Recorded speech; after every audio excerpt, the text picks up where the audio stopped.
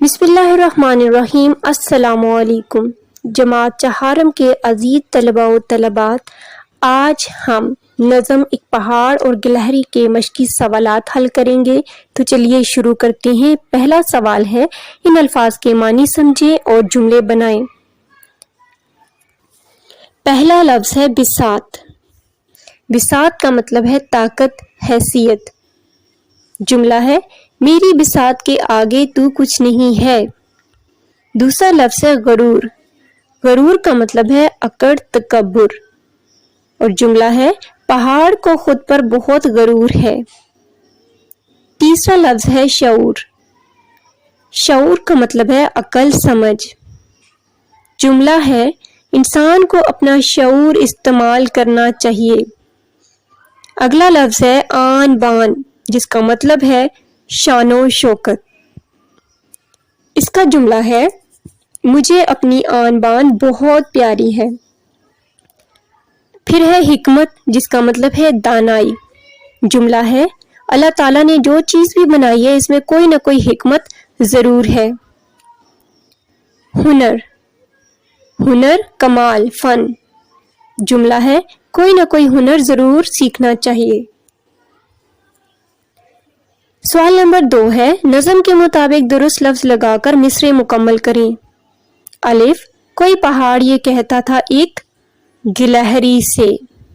ب، خدا کی شان ہے ناچیز، چیز بن بیٹھی۔ ج، تیری بساط ہے کیا میری شان کے آگے۔ دال، مجھے درخت پہ چڑھنا سکھا دیا اس نے۔ ہے، یہ چھالیاں ہی ذرا توڑ کے دکھا مجھ کو۔ سوال نمبر 3 ہے، دیے ہوئے سوالوں کے جواب لکھیں۔ الف، پہاڑ نے گلہری کے سامنے اپنی بڑائی کس طرح ظاہر کی۔ جواب ہے، پہاڑ نے کہا کہ جو بات مجھ میں ہے وہ تجھ میں نہیں۔ بلا پہاڑ اور غریب سی گلہری کا کیا مقابلہ، میری شان کے آگے تو زمین بھی پست ہے۔ ب، گلہری نے پہاڑ کو حکمت کی کون سی بات بتائی۔ جواب، گلہری نے کہا، اس دنیا میں کوئی چیز بڑی ہے، کوئی چھوٹی ہے، یہ اللہ تعالیٰ کی حکمت ہے۔ جیم، گلہری کی کون سی خوبی پہاڑ میں نہیں ہے۔ جواب ہے، گلہری کی درج ذیل خوبیاں پہاڑ میں نہیں ہیں۔ گلہری درخت پر چڑھ سکتی ہے، گلہری چھالیاں توڑ سکتی ہے۔ دال ہے، اس نظم کے دونوں کرداروں میں سے آپ کو کون سا کردار پسند آیا اور کیوں۔ جواب، مجھے گلہری کا کردار پسند آیا کیونکہ گلہری نے پہاڑ کو بہت ہی اعلیٰ جواب دیے اور حکمت کی بات بتائی۔ سوال ہے، اس نظم سے آپ نے کیا سبق سیکھا۔ جواب ہے، اس نظم سے میں نے یہ سبق سیکھا کہ کسی کو حقیر نہیں سمجھنا چاہیے، اور یہ بھی کہ دنیا میں کوئی چیز بیکار اور بے فائدہ نہیں ہے۔ سوال نمبر 4، 2 بچے پہاڑ اور گلہری بنے اور نظم کے مصرع مکالماتی انداز میں پیش کریں۔ باقی بچے مکالمہ سن کر گفتگو اپنے الفاظ میں بیان کریں۔ تو یہ آپ کا عملی کام ہے جو آپ کمرے جماعت میں کریں گے اپنے استاد کے سامنے۔ اب ہے لفظوں کا کھیل۔ سوال نمبر 5، دی ہوئے الفاظ میں سے درست لفظ والے لفظ کے گرد دائرہ لگائیں۔ ایک ہے غرور، دوسرا ہے غرور، تو درست لفظ ہے غرور۔ اس کے بعد ہے شعور، شعور، شعور، تو درست لفظ ہے درمیان والا شعور۔ پھر ہے تمیز، تمیز، تمیز، تو درست لفظ ہے پہلا تمیز۔ پھر ہے پست، پیست، پست، درست لفظ ہے پست۔ اس کے بعد ہے درخت، درخت، درخت، تو درست لفظ ہے پہلا درخت۔ پھر ہے گلہری، گلہری، گلہری، درست لفظ ہے گلہری۔ سوال نمبر 6 ہے، پھول کی پتیوں سے ہندسے چن کر لفظی گنتی کے سامنے لکھیں۔ تو بچوں، یہ جو اردو میں لکھی ہوئی ہے اس کو لفظی گنتی کہتے ہیں، یعنی جو حروف کو ملا کر لکھی گئی ہے، اور جو پھول میں لکھی گئی ہے وہ ہندسی گنتی ہے۔ اب جو لفظ ہے وہی ہنسا آپ نے پھول میں سے ڈھونڈ کر اس کے سامنے والے خالی ڈبہ میں لکھنا ہے۔ پہلا ہے 61، تو یہ دیکھیں 61 آپ اس طرح سے لکھیں گے۔ پھر ہے 63، 63 آپ اس ڈبے میں لکھ دیں گے۔ اس کے بعد ہے 65، 65 آپ 65 کا ہنسا لکھیں گے۔ 67، 67 کا ہنسا آپ لکھیں گے۔ 69، 69 کا ہنسا لکھیں گے۔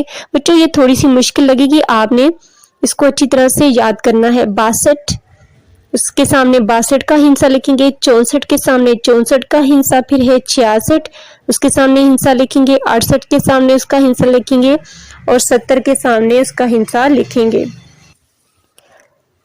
اگلی صفحہ پہ اب ہے قواعد سیکھیں، درج ذیل جملے غور سے پڑھیں۔ آپ کیا کرتے ہیں؟ آپ کا اسکول کہاں ہے؟ اس گھر میں کون رہتا ہے؟ کیا کرتے ہیں؟ اسکول کہاں ہے؟ کون رہتا ہے؟ جی اوپر دیے گئے تمام جملوں میں علامت استفہام یعنی کہ کوسچن مارک جس کو آپ انگلش میں کہتے ہیں سوالیہ نشان کو نمایاں کیا گیا ہے ریڈ کلر سے۔ یہ علامت سوالیہ جملے کی آخر میں لگائی جاتی ہے۔ کیا ہے؟ اس کو کہتے ہیں علامت استفہام، انگلش میں کہتے ہیں کوسچن مارک۔ اور کہاں پہ اس کا استعمال ہوتا ہے؟ سوالیہ جملے کے آخر میں یہ علامت لگائی جاتی ہے۔ جن جملوں میں کوئی بات یا سوال پوچھا جائے انہیں استفہامیہ جملے کہتے ہیں یعنی کہ سوالیہ جملے کہتے ہیں اور ان کے آخر میں علامت استفہام لگائی جاتی ہے۔ سوال نمبر 7 ہے درج ذیل بیانات کے سوالات بنائیں اور سوالیہ نشان لگائیں۔ جملہ ہے یہ قلم عارفہ کا ہے۔ اس کا سوال کیا ہوگا؟ یہ قلم کس کا ہے؟ اور آخر میں آپ سوالیہ کا نشان لگائیں گے یعنی کہ علامت استفہام کا استعمال کریں گے۔ پھر ہے لڑکے پڑھ رہے ہیں، اس کا آپ سوال بنائیں گے لڑکے کیا کر رہے ہیں۔ پھر ہمارے پاس ہے جملہ حسن کا بستہ یہاں ہے، اس کا سوال بنے گا حسن کا بستہ کہاں ہے۔ پھر ہے سعدیہ اسکول چلی گئی، اس کا سوالیہ کیا بنے گا سعدیہ کہاں گئی۔ اور ان سارے سوالیہ جملوں کے آخر میں آپ نے علامت استفہام کا استعمال کرنا ہے۔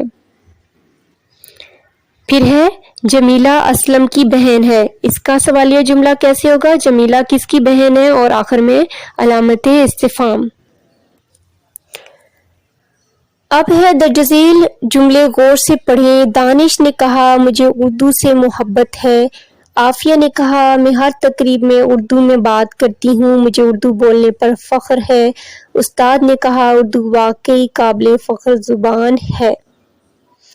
اب ان جملوں میں دیکھیں علامت واوین کو نمایاں کیا گیا ہے، ٹھیک ہے نا، ریڈ کلر میں جس کو آپ کوما ڈبل کوما یعنی کوٹیشن ڈبل کوٹیشن بھی کہتے ہیں، اس کو اردو میں کہتے ہیں علامت واوین۔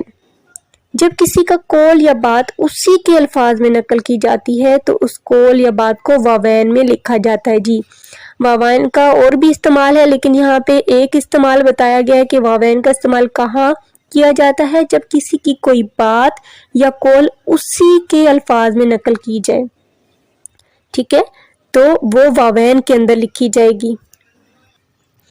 اگلے صفحہ پہ سوال نمبر 8 ہے درج ذیل جملے غور سے پڑھیں اور مناسب جگہ پر واوین لگائیں۔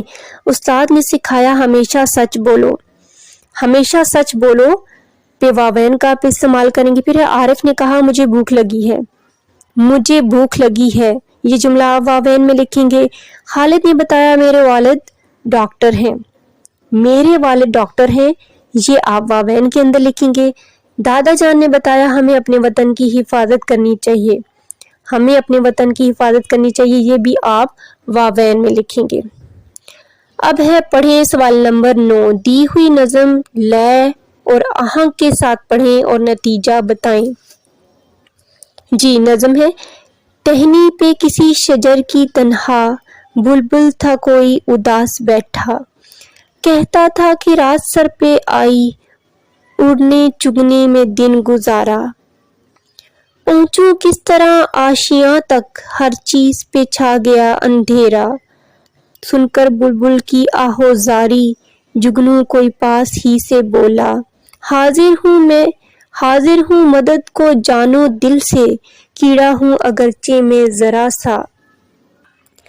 क्या गम है जो रात है अंधेरी, मैं राह में रोशनी करूँगा, अल्लाह ने दी है मुझको मशल, चमका के मुझे दिया बनाया।